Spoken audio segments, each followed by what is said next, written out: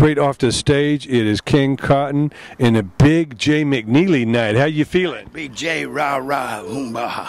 Big J, Man. big time hero. Oh, Yeah. Tell us about your early days in music. What you got wanna the hear about music me? bug? Yeah, give me the. What gave me the got you music hooked? bug? Oh man. What you listening to?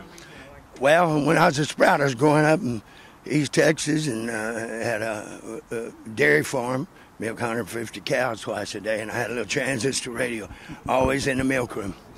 And I'd be here and I'd be picking up stations from Houston and stuff, the race music, KYOK, Hotty Totty, Zing Zang, and Daddy Deep Throat coming at you. I'd pick up on that and be fading in and out. And then the next one would be a hillbilly station, next one would be pop or whatever. And you know, I got the bug ever since I was shitting yellow, you know. I can't remember when I didn't have a romance with music, you know, and deep love. You remember like some of the first artists you recognized by name that you fell in love with? Oh man, well, you know, it goes back way before Elvis too, you know, but yeah, I mean, before that you'd be some of his heroes like Ink Spots and the Clovers and vocal group. I used to have a vocal group for 17 years here in town, and myself and 3 black cats up front, and it was wonderful because my favorite instrument is the human voice. It's the first instrument. They can percussionists say what they It's want. the one instrument you can't replace. That's the one God gave you. So in the Marine Corps, you know, I sing along in Dairy Barn and shit. That's by myself. But when the Marine Corps, in Vietnam in '64, me and a bunch of guys would go up on the ship. We had a floating battalion. Get around in circles, about 20 of us, and the moon shining out over the Sea of Tonkin and all that. And we shoo-doop, shoo-be-doop, shoo-doop, shoo-be-doop, shoo-doop, shoo-be-doop, shoo-doop, shoo-be-doop, in the of the night. You know, and when everybody would trade off on lead vocals, they'd go around, everybody singing background vocals. It's about 20 black guys and about 4 Mexicans, myself and a white guy from New Orleans. And so when it come around time, you know, in your spot for you to take the lead vocal chore with all these other 20-something guys singing the background vocals for you, then when I come, you know, because there's some pretty good singers in that circle. And when I come up, man, they give me all kind of props, you know. That made my heart glad. Because remember, big time love affair for music in general, but that kind of gave me the bug, and that was '64.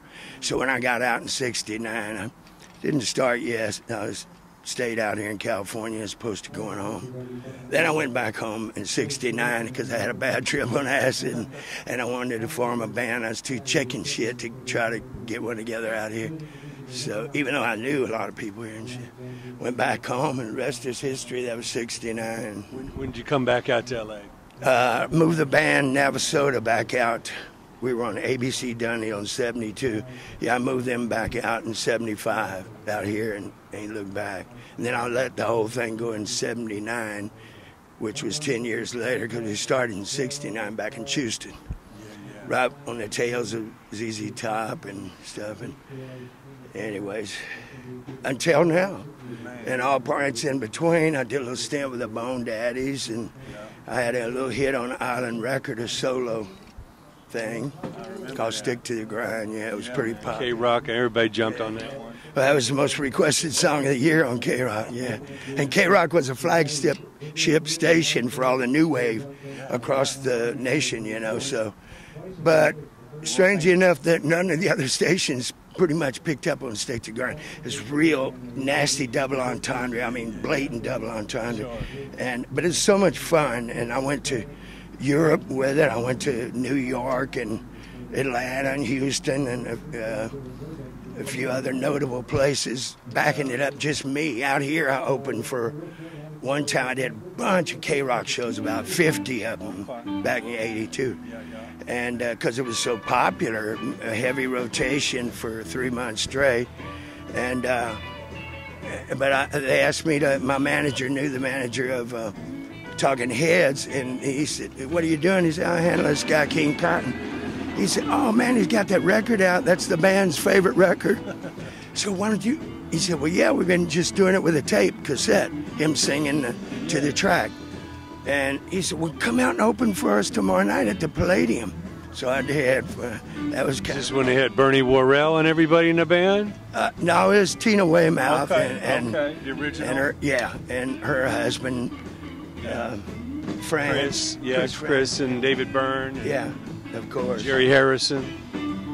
And then I went on to work with Jerry Harrison later with on a film I did with Tim Robbins and John Cusack when the Bone Daddies were together, called Tapeheads. Yeah, I played Roscoe of Roscoe's Chicken and Waffles. I'm talking about Roscoe's the name, and they call me the king, grandmaster of the chicken and the waffle thing. I said, now listen here, friends, and don't be sad. I'm gonna give you something that's super bad.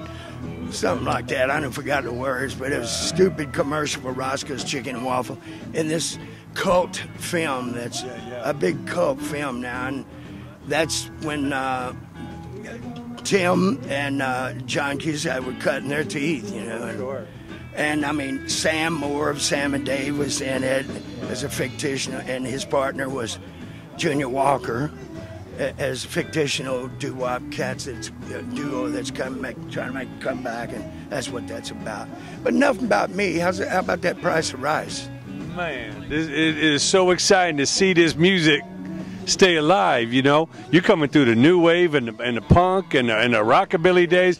What is it about a good soulful performance that just never goes out of fashion? You just said it's so soulful. As long as it's soulful, I don't care if it's punk. I mean, Tchaikovsky or you know, Otis Redding or Hank Snow or little Jimmy Dickens, bless his name. We just lost him. One of my big heroes. May the bird of paradise fly up your nose. May an elephant caress you with his doggone toes. Little Jimmy Dickens, he died today. He was about that big, played a big old Gibson guitar, and may the bird of paradise fly up your... I mean, he was a sight to see, a character. And you know I love me some characters. Shit, my whole career put on as a character. They need a show with their money, you know? Yeah. I'd be Showtime. If I'm thinking if I'm out there watching me, I don't want to be mad at me. I want to be glad at me. I mean, I want me to just fuck me up.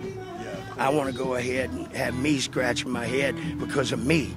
Because I just saw me and heard me and do my thing and said, what the fuck was that? I don't know, but I'm going to call my cousins the next gig, and then we going to be here. Because it's something else. You ain't going to get it nowhere else in this town, I don't think. Anyways, that's what I'm all about. I love a laugh, and I love to please a crowd when they're up for it, you know, and stuff. And not to push them. Like tonight, I didn't go overboard, I don't think, because they're not dancing, and so we're used to having people dance. But that's cool too, because they was visualizing, and a lot of these folks, getting cotton mouth. Of course. Pun intended. I'm punny. You got to do it. I'm punny. Want some Maker's Mark? Let's do it. No, I'm just kidding.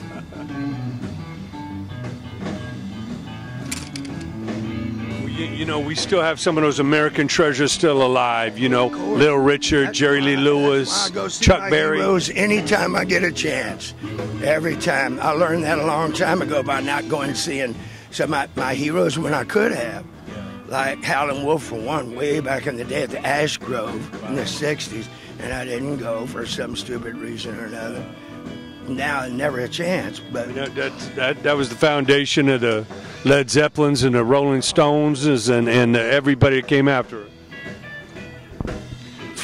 For the young crowd that loves what you do, what message do you have to tell them to go back and grow some roots, man, and really investigate and dig into this American treasures that we got? Well, I assume this will go out worldly and be heard by foreign ears too, and I know how much foreigners really respect Americana and our roots and stuff. All I can really say, because man, I ain't got no business trying to tell anybody anything. I told you how to be cool a while ago. That's just a jive thing, but the only advice I have for youngsters is just always strive to be. If you're trying to be up on it and shit like Pharrell and shit or whatever, and be happy, always strive to be like some of your other heroes. Try to emulate them if you can, because you ain't got shit. You ain't got shit. You ain't shit. So try to be a Pharrell or a James Brown or King Cotton if you like. I'd be mad at you. And then you'll be on the right road to success. That's what I've always done. You know, I'm fucking with you. Because everybody always says, just try, always be yourself, no matter what. And all that. Fuck myself. Right. You got to take a page of what's already been, twist it up, and make it a new one. That's right. Salute and touche. A little look back while you look forward. That's right. Thank you, sir. I salute to that. Yeah. Toast to it. I had a real toast. What message do you have for Big J tonight? You know, obviously this treasure's not going to be around forever, man. While he's here, he's sitting in our presence, about to bless us on his stage. What message do you have for Big J? Man, just Godspeed and keep on keeping on, man. He's such a visionary, iconic figure in my world, my favorite world of music, which is basically R&B and stuff. And I was hearing him with literally shitting yellow and way back in the day, and he's always been the consummate performer. You know, what's not to like it in my books, because I love performance. He came before Little Richard and Jerry Lee Lewis and Chuck Berry. He was mighty colorful back in the day, still is, and God bless him, man. I mean, I hope to God I can have as much soul and power that he's still got when I'm his age. That's what I have to say. One of our, even, you know, there's other sax players who got a lot more recognition, you know, and stuff. But I know those in the know that he's so special. And for that, man, I salute, you know, to Big J McNeely. And I'm mighty humble to be on this show in support of his honor. Yeah. I mean, he's outlasted Clarence Clemens and the E Street Band. Can you imagine that? Yeah, you know, I mean, shit. You can believe Clarence was probably, when he was shitting yellow, listening to that, you know. Of course. We all owe a debt to him. Yeah, well, we're going to go back in. King, we really appreciate. Can't wait to keep hearing the new music. You know, keep that music alive. Thank you. I certainly will. I'm going to do my best. Make this